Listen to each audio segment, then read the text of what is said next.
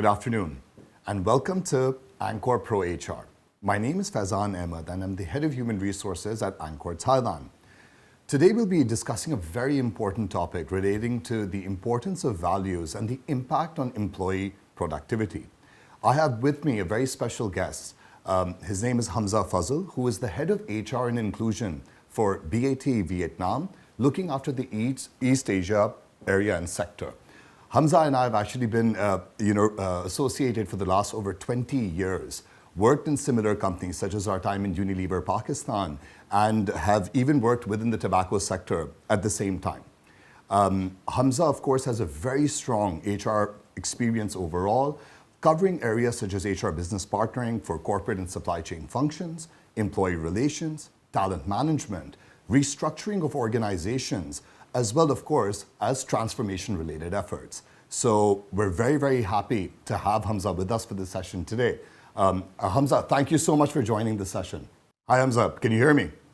Yeah, I can hear you. Thank you so much for having me, Fazan. It's always a pleasure to have a conversation with you.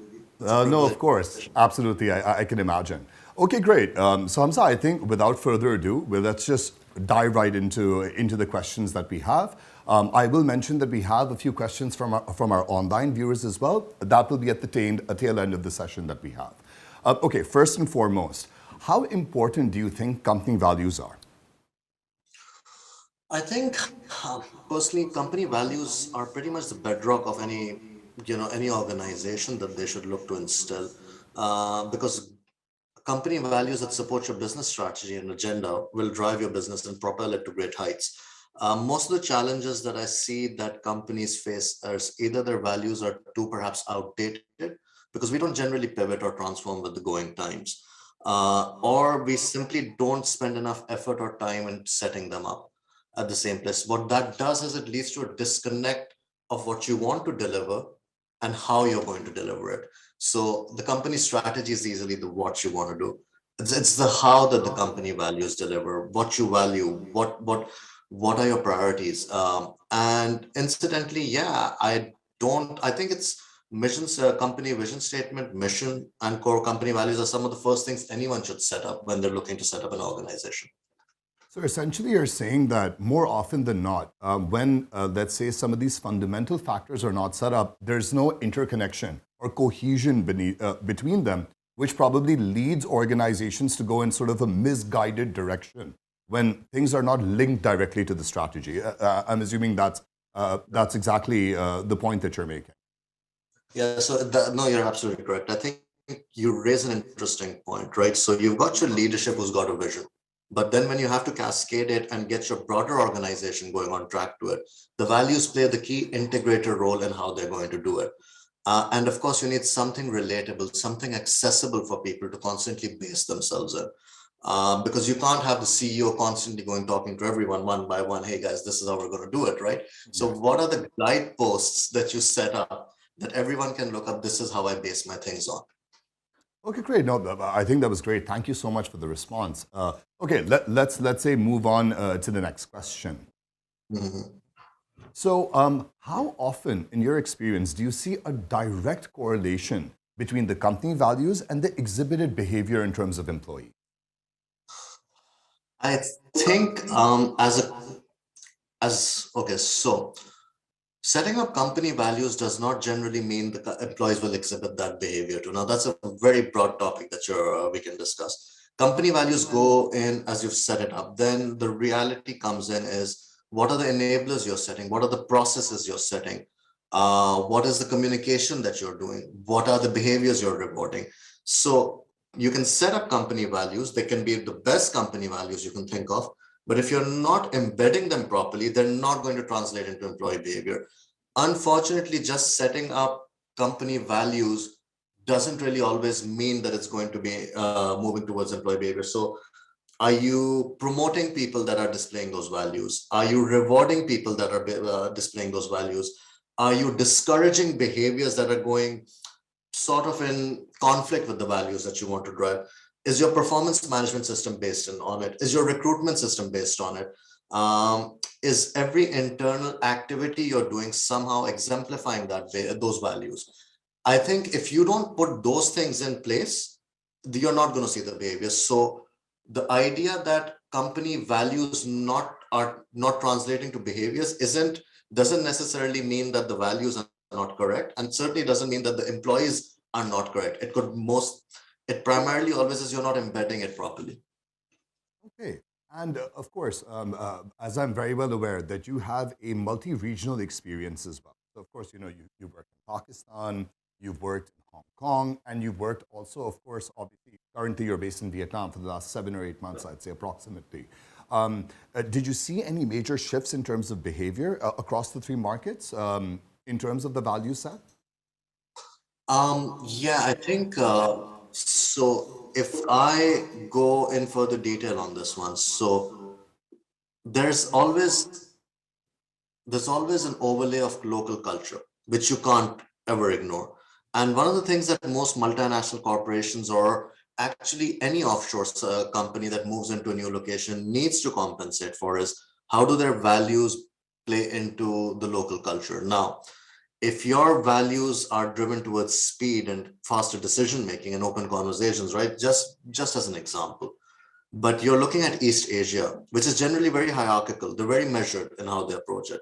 So what that will end up doing is that the cultural behaviors will not be actually in line with the values we have. In certain cases, most of the organizations generally ignore the impact of local culture. And that's why you start getting so many challenges when multinationals start to expand, or you're setting up expansion to new business, because, hey, the question that you always ask is, it worked for us very well in, let's say, London, for example. Why is it not working in Singapore, right? There's inherently nothing wrong. You're just not catering to the local values. So what you then have to pivot, and in some cases, they might actually be better, right? So if you go to South Asian markets, they're much faster there than even the European markets. So it's a mixed bag. Some values will be amplified by the national culture. Some values will be held back by the national culture.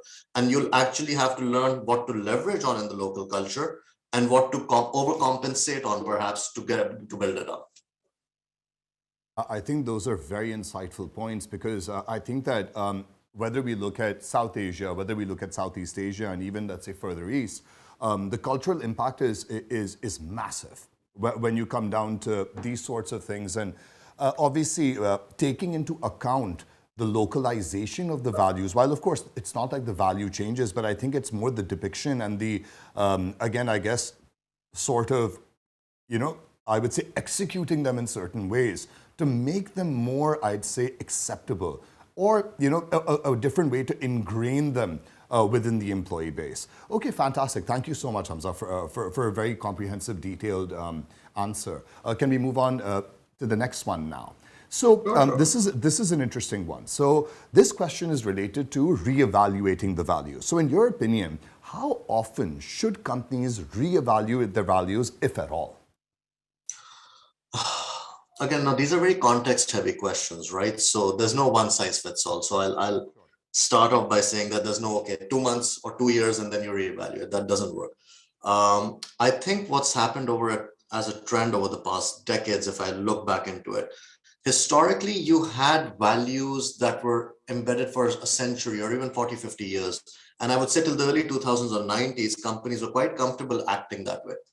Now, what has happened is, with the transformation in technology and how we're operating businesses, how the world's become so global so quickly, what that's enabled us to do is that's caused a lot of shifts in things. Industries have boomed, some industries have died down, industries have popped up that we never thought would ever exist.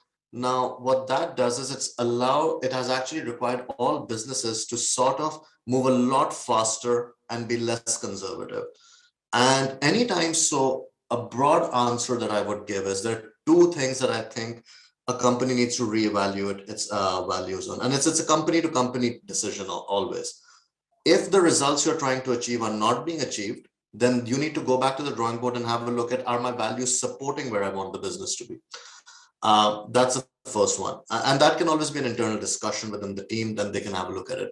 The other one that I think becomes more important is anytime your business strategy or the direction changes, let's say you want to expand into a completely new industry, or you want to launch products that are different, or you're you're going from a local company to a global company. Anything that changes how the business model operates, you need to reevaluate your company values.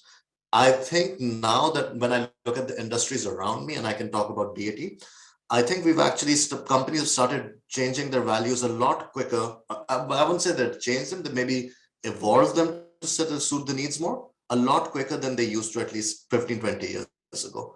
I've seen it across multiple organizations, multiple blue chip companies or Fortune 500 companies. So in that case, you are always going to be the best decider for your own company to know when you have to change the values. Because I mean, I think that if, of course, given the fact that we've both worked in tobacco, for certain periods, and of course you still are, there's been a huge technological shift. I mean, as compared to using your general combustibles that have been kind of the bread and butter for these companies for decades, if not 50, 60, 100 years. And now, of course, we're moving to technology, such as, for example, Glow, IQOS, and it's a complete change in your product offering. And I definitely think that scenario in itself, both for BAT, JTI, Philip Morris, just to say some of the bigger fish in the ocean, it's definitely caused a shift in terms of how they're reevaluating, or I would say the frequency of that reevaluation is coming into play. So I think it's a very relevant point that you've raised. Thank you for that. Okay, so let's go into the next question. Now, of course, as you can imagine, that there has been a very dynamic business circumstance that I believe that all of us have lived through. I'd say for the last 24 to 48 months, in terms of how the world is operating. So specifically, if I were to talk about BAT itself, have you particularly experienced a realignment in the values given on these business circumstances?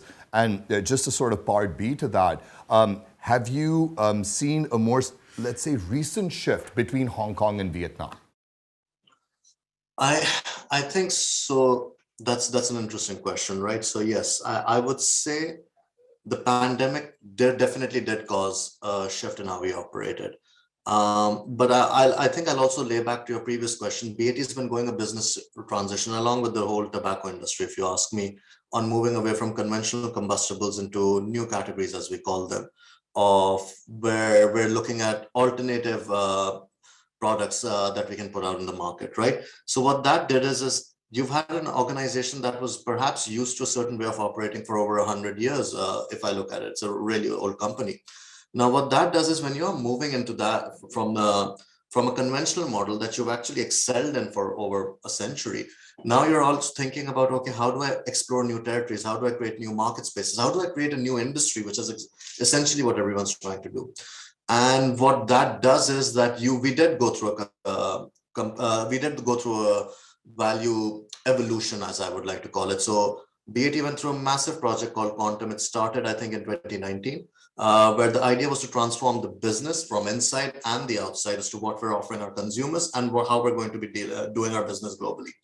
Our values, or as we like to call them, our ethos, are built on being bold, responsible, fast, empowered, and diverse. And we move this shift particularly to help us align our behaviors and ourselves to where we want the business to go. And of course, it takes time to embed right now, because the challenge that most people don't realize is legacy is great, but legacy also creates baggage that you have to work extra hard to go beyond. So if you're comparing a startup company who's going to change their values or pivot, it's going to be much faster because there's nothing embedded that deeply. Now, when you're talking about any company that's been around for 30, 40 years, there's a lot of unlearning that you'll have to do and people you'll have to take along in the journey on that side. So we did go through it. We're still going through it at the time being. I would say it's been relatively successful in how we're operating. Now, to the second part of your question that you built on when I moved from Hong Kong to Vietnam, since we're a global company, our values are actually cascaded globally and then deployed everywhere. So we don't stagger this out at all. So we may stagger business model, we may stagger operations products across the businesses or the geographies where we're going to strive or penetrate. But what we don't actually hold back or stage gate, as we'd like to call it, is company values. We move at the same time across all our locations. So when I moved to Vietnam, I think that was already 3-4 years into the transformation. So it's quite embedded and has sort of become business as usual for us at this point. So perhaps there was no transition there on that front. If you're asking if it was Hong Kong a little 2 steps ahead or was Vietnam 5 steps behind, I would say globally we're all operating at the same level. Uptake may be different, but it's give or take. We're talking minute margins. Okay, all right. So again, I think that fully answered my question in the sense that while yes, global organizations are obviously cascading things, and usually from my memory, especially when we were together, let's say back in Unilever, it's non-negotiable. It's not something that you pick and choose. I mean, that's the identity by which the company holds you to. And as you mentioned, it's sort of inculcated into your performance management, into your succession planning, into your talent management. Because again, it's a factor of being the, I would say, non-quantifiable point in how you assess talent overall. So, I can recall many discussions that I'm sure you've had where, you have a very high performer that does not, in any way, directly linked to the values. And from a long-term point of view, it becomes a problem for the organization because the alignment is not there, the behaviors then accordingly are not there either. And that's not cascaded down to the team because a lot of the times, well, we'd like to think that, everyone takes in the values equally. A lot of the behavioral element is top to down as well. So, organizations like to say, or we would like to have the top layer take that on board and then cascade it down the line for complete, I would say for a complete assimilation of what it's meant to be. So thank you very much. I think we definitely got our answer there. Let's go to the next one. So now again, now this is more adoption related. So it kind of links to the previous question because I believe my follow-up question was again related to the multi-geographical experience that you've had. But in terms of adoption, again, would you, if you were to have compared, now I know that Quantum went on for about 3-4 years and you had already moved out of Pakistan, but basically based on, let's say, any conversations that you had or let's say issues that arose in that time, was there any challenges of adoption in Pakistan as compared to Hong Kong and Vietnam? I think so. I'll add to your previous question before I continue. You picked up something very brilliant, Fazan, on that one, right? So you're correct. You could have the best values, but what we sometimes forget is people actually pay more attention to the decisions and actions we take rather than what we're saying.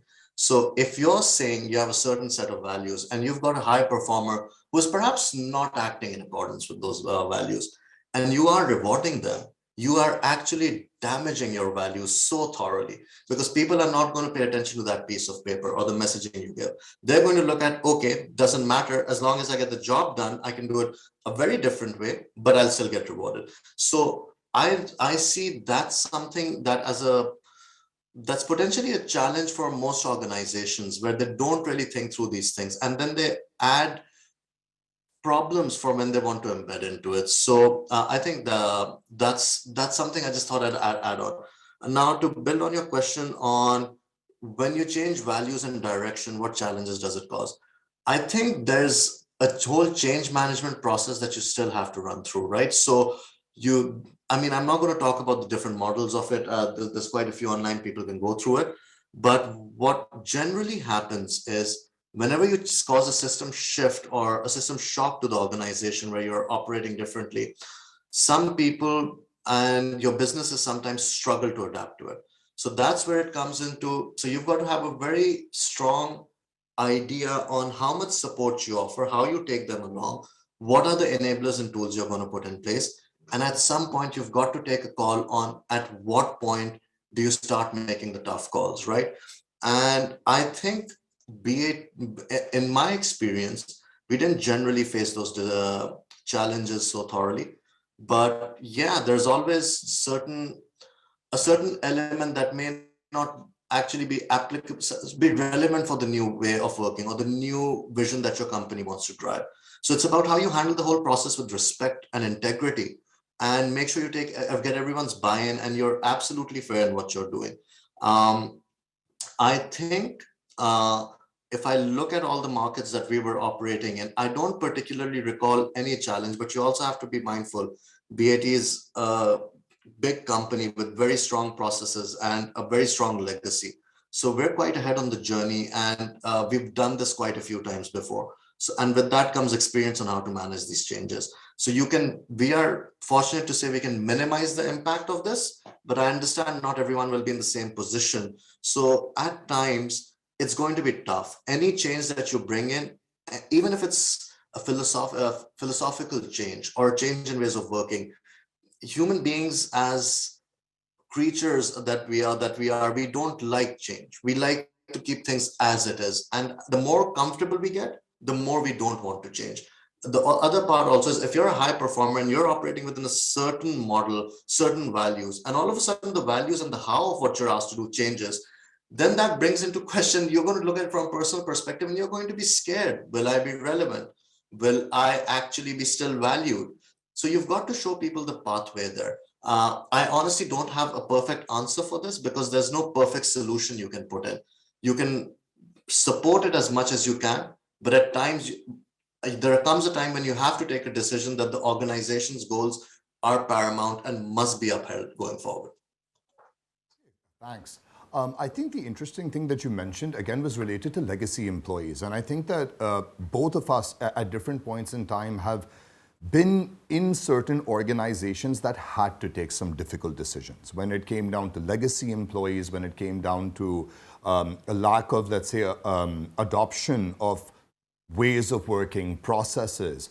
It's just a follow-up I'd like to understand. So if you were to put a number on it, right, like a percentage on it or something, I mean, within, let's say, your current market in Vietnam, would you say that there is any kind of semblance of that legacy culture remaining, or do you feel that it's completely kind of been eradicated at this point in time? I think, to answer your question, Fazan, there's always going to be some portion of your employees who are legacy employees, and you've got to protect them, right? Because those are generally your specialists. Those are the ones who know the business inside out. They're the knowledge hubs. And they do bring a skill set there. I think what you have to do is guide them on the new journey, because you can't really ignore them and let the problem be like, you know what, you operate in a very different way of working, and the business will move on to a very different way of working, because that's just going to cause friction as time goes by. In the case of Vietnam, I think Vietnam's been around for 20 years with BAT at this point. So is the legacy minimized there? Yes, I think because there's not enough legacy to say it's built up, but it's just about how you take that journey along. And it'll be different teams to teams, right? It'll be different through generations, age groups, through even functions in the organization, depending on the work they do and how ingrained in the processes they are. In my experience, I have found that functions and teams that are perhaps more operational or are focused on processes, governance, and safeguarding those ways, they are perhaps a little harder to bring on the change curve as compared to functions or teams that are more fluid in how they operate. For example, project teams. I would say HR is a pretty fluid team in how we operate. And we're generally ahead of the change curve compared to the other functions in the organization. So I can't put a number on it, because it also then depends on how much of a deviation you're making from your value shift, right? If it's a small one, the number is going to be very little. But if it's a radical transformation you're doing, then it might be as high as 50 to 60%. Great. Okay. Thanks. Thanks for the insight, Hamza. Okay. Let's say if we move on to the next question that we have. Now, of course, this is also related to your buy-in aspect. And I think that you might have touched upon this point to some degree, but let's see if we can get some additional insight from your side. So if we look at it, how can a company encourage more buy-in from the employee perspective to the company values? Can you share any ideas with some of our viewers that may be struggling with this problem right now? You're really not asking me any of the easy questions today, Fazan. So let's go on that. I think buy-in. So Firstly, buy-in starts from a case of change, right? So what is the case of change or the burning platform that you're building for people, right? So if things are going well and you just throw in, oh, we're changing this, why? We don't know. If you haven't thought that through, you've lost the game before it's even started. So the first idea always is to get people on the board that we need to change. There is a reason we're doing this, right? And that's when you show, okay, this is where we want to be. And you show them the difference of where we, so the easiest ways, and I can give you loads of examples of other companies where staying constant causes far more damage than changing, right? So how are you building that up? What are the examples you're bringing? What are you getting the team together? And once you put that in, and once you can, then your idea, then the biggest part comes is, what's your destination? What's the end goal you're pushing everyone towards? Is it achievable? Is it reachable? It has to be tangible. It can't be a pie in the sky idea that employees just lose, just, oh, we're never going to reach that, right? So you've lost them before they're even there. And you've also got to provide them milestones along the way. Okay, this is what we're going to achieve in 6 months. This is what we're going to achieve in a year. It can be something very small, but as long as people can see tangible benefit coming or tangible growth happening, they're more likely to keep continuing on the journey, because it's not just buy-in you have to get at once, right? Buy-in can change over time. They might be bought in the first time, and you might lose them along the way. I think the most important thing that everyone has to remember is there's a basic question all employees ask, and all your teams will ask: what's in it for them? And as long as you're not providing them an answer for that, you're never going to be successful in any change, or be it your values, even driving your values or core business results. And it's surprising how often I see this basic concept ignored in life, right? And as I look around happening. So what's important is, this is where the organization wants to go. This is where we want you to go. And this is how it's going to benefit you and help you, right? So if it's about value changes, how does speed help? How does transformation help? It makes your job easier. It makes your job faster. It makes you more agile. It gives you skills that you will be relevant for a very long time. So it's upskilling, right? So you've got to have that elevator pitch ready for how you're going to help every employee and how this is going to help all of your teams across. And you constantly have to keep reevaluating it, see if people are still bought in. You check, you do surveys, you have focus groups, and even just if you're connected, you can feel that sense in the organization, right? So when I was young, I had an ops director who would use the term called the smell of the place. He's like, the smell isn't right. And what he meant by that was that it's the employee morale, and you can always gauge it. And the moment you see it dipping, that's when you've got to know, okay, I need to put in more effort to get more buy-in. You can't be too rigid in your plan. What maybe you thought was fine when you started off may need more reinforcement 6 months in. Probably didn't anticipate that. We sometimes commit too strongly and don't reevaluate what we're doing. And that's essentially what causes problems, in my experience at least. Oh, great. A very interesting thing, Hamza, that you mentioned in terms of the reevaluation process. From my understanding, a few organizations have taken, different project management methodologies, such as fast forward, scrums, and, using these different kinds of project management programs to kind of test out the change management part. Do you find that to be an effective way? Of course, I think the organization needs to be of a certain scale to be able to gauge that. But do you find that as effective ways to kind of gauge and then reevaluate, pivot, and move forward, like programs like Fast Forward and stuff like that? So I think on that one, again, that becomes context heavy where the organization wants to go, right? So if you're talking about, so there are two sorts of changes, right? I think that we need to, one is a gradual change or something that you want to keep adding on. You want to keep building onto it. I think that needs to be internalized by an organization. Now, if you're talking about values, I think values should be something that should be internalized. Values can't be a project management approach. But if you're talking about a system upgrade or any other change that's coming, yeah, sure. Maybe if it's a one-off, it could be something as small as perhaps, automating a certain part of your sales front office, right? That can have a project management approach, but that must be built upon your values that you want to drive. And it should be an outcome of them, not the other way around. So the idea then becomes is the scale of what you're about to do. Do you want it to be embedded into your DNA? Do you want to keep building on it? and how quickly do you want it done? Now, again, every business has different requirements. So sometimes you may need something very quickly as a response to something that's happening in the market. So for that case, maybe a project management team may be better. Sometimes you may not have the expertise internally to embed what you want done. So then project management becomes important. But the ideal goal that everyone should work at is how are you internalizing that experience and change so it becomes who you are?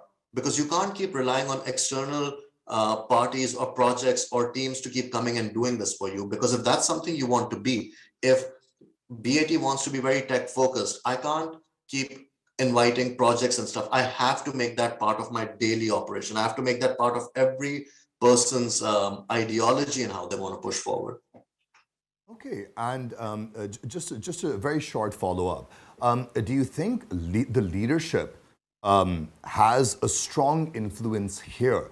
Because at least from my experience and understanding, regionally this is quite different. If you look at different continents in the world, of what kind of an impact and buy-in the leadership team of the organization kind of influence with the employees. Do you see that as an important factor? I think so. I think that's probably the most important factor. So if you're talking about value changes, because people look up to leaders, they follow by example. You're always under scrutiny about every action you're taking. You have to be mindful that they might not come and confront you about what they're thinking, and they might not articulate it, but you're always in the spotlight. They're always looking at every behavior you demonstrate, every decision you take. So it becomes very important that the first thing that you put in is, if you want to shift your company's values or embed them, you put leaders who actually live those values as well. Because if you've got your values and that's going to otherwise be your biggest derailer. Because if your leaders are not buying into the values, right, it's broken already. It's not going to flow below that. And it's sort of something that I've noticed over time, that anytime an organization wants to pivot, the first thing they assess is their top level of leadership. And then, of course, they keep going down by layers. And the moment they see it's not fitting in, then it's re-education, reassessment, upskilling, or in some cases, it's replacement to align with the company's values. Because if that breaks down, you can't expect an organization to do it beyond that. Oh, great, thank you. Thank you very much for the answer. Let's move on to the next one. Now, for example, in terms of cascading, we might have touched upon this a little bit. Because, obviously with yourself and I, it's always a running conversation, so we get into quite a few different things. But let's say, values are usually developed centrally and driven by management or by regional centers. Depending on which organization and where they're kind of based. Do you see this as an effective way to cascade to the rest of the business on a general note?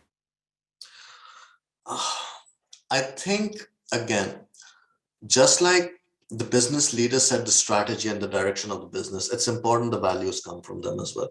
Now, of course, we all must trust that they've thought this through and that there's a reason for doing this. Ideally, in an organization, you can have open dialogue and you can figure it out. Most organizations have a lot of forums where you can get feedback in and you actually gauge this. I think I wouldn't use the word cascade. Cascade is because the problem comes as if cascade is okay. You know what? You rolled out one email, made one announcement, and everyone's moved on from there. That doesn't generally work. It's how you're embedding those values into everything you're doing. And I think we touched upon this before as well. It's having a design, having a vision and a strategy. These are the values that will support it. Okay, fine. Here are my processes. My reward system is going to support it this way. Here's the more detailed expansion. Here's what the values are, and here's what the behaviors that are expected with those values. Here's how those behaviors are built into our performance management or talent management. Here's how they're built into our succession, our leadership. Here's how they're built into day-to-day working, right? And if you put that system in, then it's not a cascade. I would say it's embedding. Cascade is, of course, an announcement, right? So you have to announce it, you have to do the comms piece, but it has to be followed up with activities and tools that you're using to make sure they're part of the organization. Because if it's just an email, people are going to forget after 3-6 months. You have to put in systems to support it. So you would say the aspect of incentivization, for instance, is an important thing there. The aspect of linking it to your performance and talent discussions is an important thing there.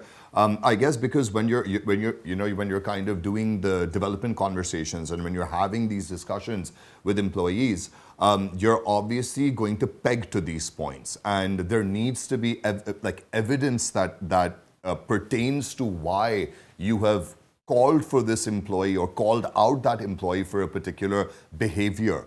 And then, of course, what I would assume is that over time, and especially if an organization, is definitely focusing on this factor from a talent and performance management perspective, I'm assuming that eventually when those individuals that are currently, let's say, employees that are not supervisors, get into that supervisory role, I guess then and then only would they really be able to understand that, okay, this was why it was important for me to exhibit these behaviors or show the organization that this is what I'm about. So I think, again, a general announcement or let's say a campaign as such is something that companies do. So, I mean, over times, maybe, you'll have an email or you'll have a presentation, then maybe 3 months later or a quarter later, you might have something else. But I think the point that you're coming to is that consistency in driving the message, consistency in linking it to people's daily work, as well as then rewarding or let's say reprimanding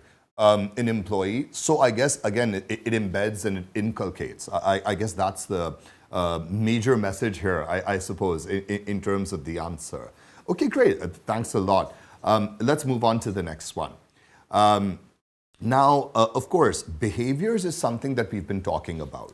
And, exhibiting behaviors, exhibiting values has been something that we've discussed. And while we may have touched on employee performance, what do you feel, or in your experience, has there been a direct correlation of impact in the markets you've worked between the values and the performance that the employee is giving? So not more the how, but more a focus on the what part. I think, again, these questions are a little hard to answer because then I have to get into specifics about it, and then it gets tricky. I think yes, the simple answer is yes, it does. Because again, we're all individuals, right? We all have personal values. You have them, I have them. Now, if my personal values are too far apart from the organization's values, my performance is going to dip because I'm not going to believe in what's happening. Now, there are some things that you can correct, some things you can educate. And I mean, if the company's values integrity, right? And I say, oh no, I like to steal, right? Obviously, there's a clear problem there. But I don't think we face those direct consequences, right? But if an organization values speed, and perhaps you're a more measured and calculated person, right? That's going to start seeping into your performance because the organization's ask is not inherently who you are. Now, you can have tools to support that, and you can have, perhaps a bit of a curve on how people move there. But ultimately, if an employee is, so this goes from this, I can't give a broad answer for this because the reality is this goes into a person-to-person basis. If they're not aligning to it, then it's going to shift.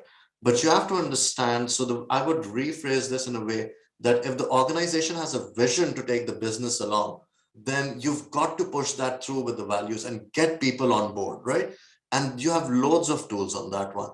The problem always will come, but that's a general performance issue when your values and employees' values are in conflict with each other. And at that point, it'll always cause performance dips. But those will be pockets, right?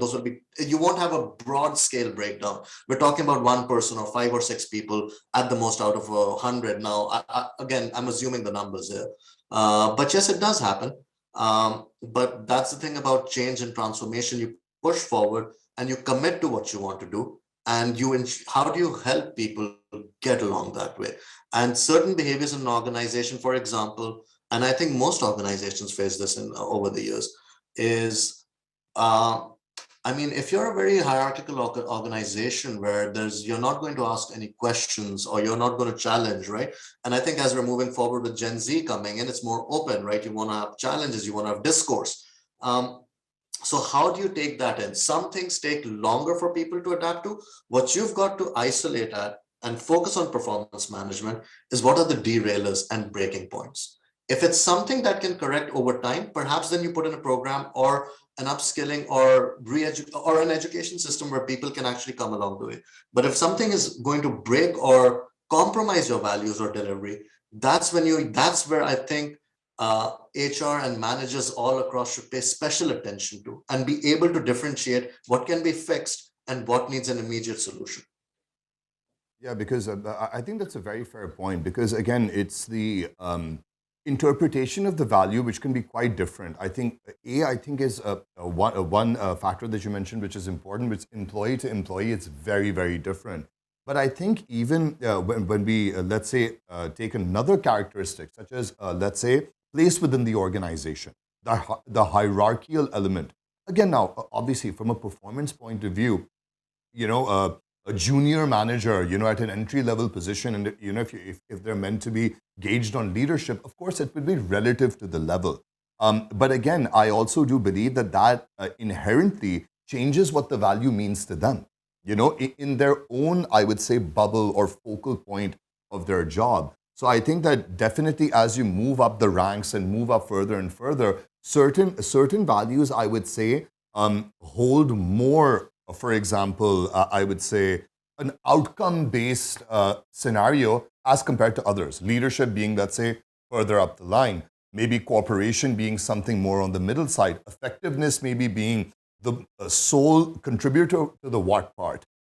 You know, so and I kind of slipped in all of our values in that particular statement right there. But thank you very much. I think it's very important to know, you know, all these particular factors.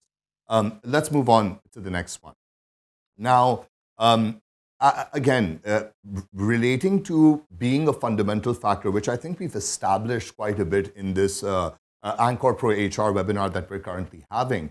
Do you believe that with the current change in tide in the world, business models, technology, even the change in the people, change in the culture of people, and acceptability of various different let's say, factors that we weren't, let's say, privy to, let's say, 10 years ago, 15 years ago, time that we started working in our professional careers. Do you believe that this is going to continue to impact the organization, let's say, for the last 10? Because, you know, we previously also mentioned, it was a very good point, that a company's been working for like 100 years in a particular way, and only when you've had the environment causing a disruption, did you see in the last 10 years that these factors became more and more important than they'd ever been? So do you think that this is like a increasing trend in terms of values versus productivity? Or do you think that this is kind of something for the moment that will take place and then will hit a plateau point? That's a very good question. I think, yes, it's certainly been accelerated over the past 10, 15 years. You're correct there on that one. I think it's going to be a key factor going forward, where you need to constantly look at your company values, because you've got to look at a few things in that. One is a very response-based approach. Something like you mentioned, something changed in the market or your business, so you need to respond. I think we've come to a point where if you look at the current talent in the market and you look at Gen Z coming, you've now got talent that looks at your company values, what your company is driving when they make that decision, which necessarily probably wasn't the case 20, 30 years ago. 20, 30 years ago, people thought that they need to integrate and assimilate to the organization's values. Now you've got talent making decisions. Okay, these are my values. These are the organization's values, and they're not matching, so I'm not going to work there. And that becomes really problematic, right? So what is the, you got to look at the flexibility. For example, if I take something so basic, flexibility has become really important for talent right now. Is flexibility in one of your values? Are you offering that to every employee? Is it being advertised that way? Because if it's not, you're going to start struggling on recruiting talent, retaining talent, or even delivering. Because again, productivity becomes an offset when you've got people in, right? Because otherwise you're going to face disruption there completely. And I think now organizations need to be on the front foot. I would say 20, 30 years ago, we could be a responsive, anyone could be a responsive organization. Okay, something changed, so I'll look into it. Now you've got to be proactive. So this is where the market's going. This is what the people want. This is what the talent around wants, and this is what I need to offer as a consequence. Because if you don't, you're not going to get people in, you're not going to retain the best people, you're not going to attract the best people. And if you don't have those people in, how are you going to get the best productivity for anyone? So I would say that question is a lot more important than just driving productivity, because it's going to shape your whole talent landscape. And I only know what I know today, right? So I know the things employees value right now, but the workforce values. Do I know what they'll value in the next 5 years? I don't know. But I've always got to be aware, or everyone's got to be mindful that they may need to change immediately on that. Because if you don't, you're losing that battle, because the world around you will move there. So you have to either keep up or just then accept that you're going to be outdated. Great, fantastic. I think it's definitely important. I think hitting the factor on talent, because again, I think that for example, flexibility. If we talk about agile working, remote working, you and I, in fact, if I recall, were part of the one of our previous organizations when we launched it in 2012. So we're talking about a 10-year time lapse where none of the circumstances of the last like 24 months were there, but the organizations had already not only adopted agile working and remote working, but also then provided the infrastructure to the employees to be able to do it. And I can only imagine that the Center of Expertise team back in 2012 in the organization I'm talking about must be laughing back today that it's a concept that they came up with and felt it was so important to provide it as an offering or a benefit to the employees, that now I think that employers that are not offering remote working, not offering agile working, flexible times, working on more of a trust-based system than work is a physical place. If you're not physically present, you're not working. I think if those are the concepts that employers are still going to cling to, you're very right. They will lose on talent, because the top tier of your or the green boxers, let's say, if we put it in that terminology, you're not going to hold on to them very, very long. So I think it's very important that you kind of transgressed into not only productivity but about talent, about retention. So thank you very much. I think it's a very important thing for people to hear.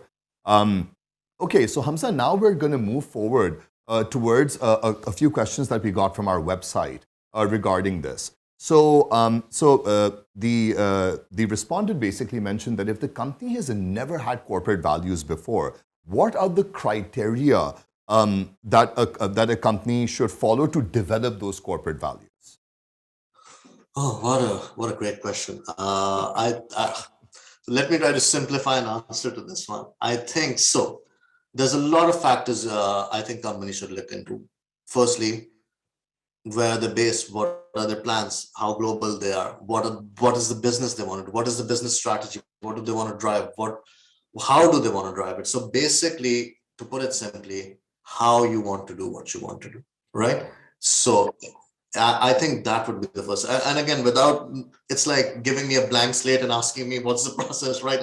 There's so much context missing on this. So firstly, I would suggest look at the business and the industry you're operating and look at your competitors, look at what you're trying to achieve, and then base that in. The other part that you also need to look at is look at what the current workforce values. Because if you could set up the best values independently for myself, right? I can think, oh, these are the values I want to live by. They might actually not be relevant for what the most of the people want to live by or want to associate themselves with. So it's mostly going to be actually, I think this would be a workshop, and start small, start broad, right? So I'll give you the BAT value, BAT ethos, and I think I mentioned that. It's simple: bold, fast, empowered, responsible, and diverse, right? You want it to be a guidepost. You don't want it to be too prescriptive, and you also don't want it to be a complete motherhood statement as well, right? So all of our ethos actually have 5 or 6 defining statements below as to what they mean and what people are supposed to do. So maybe you start small, maybe you start with just 2, right? And you figure that's what you want to do, and you keep evolving and adding to it. Now, the trick is, you don't want to stay stuck in them for too long, and you also don't want to keep changing them, because if you're changing your values 6 months, people are going to stop listening after 2 years. That it's okay, I'll pay attention to the next update, right? Because this doesn't matter. So I think it's very dependent on the industry you're in and where the business you need it to go and the context you're setting up, and you best would know what is it that you want to drive, right? It's the vision, it's the leadership vision where you want to be. Okay. Let's take on the next question from the website. So again, so the respondent basically mentioned that most corporate values are largely intangible. Again, I think focusing on the qualitative part. How do you have any kind of guidelines for employees to be able to follow? Again, I think for both of these questions, we've covered a lot of content I would put in here in the previous ones, right? So just to spare people from repeating myself on the same topic. So I think you're right. Most values are actually qualitative, right? You can't put a value as an increase sales by 100%. That's not really much of a value, right? If it becomes tangible. So I think the idea on this one becomes this, again, how are you embedding it? So let's take a simple one, fast, make decisions, get so 80% of the data, if you have 80% of the data, make a decision, right? Rather than waiting for 100%. So it's how you show examples and articulate that vision, because your values are always going to turn into behaviors.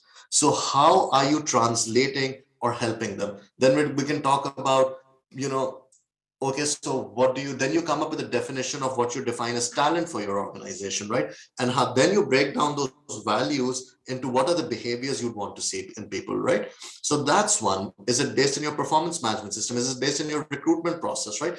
And as long as you're building it on, you'll see this actually start embedding itself when you don't want, I understand the intangibility part, but you also wanted to turn from an intangible idea to philosophy that every employee follows. And you can only do that by embedding it across every level of your organization.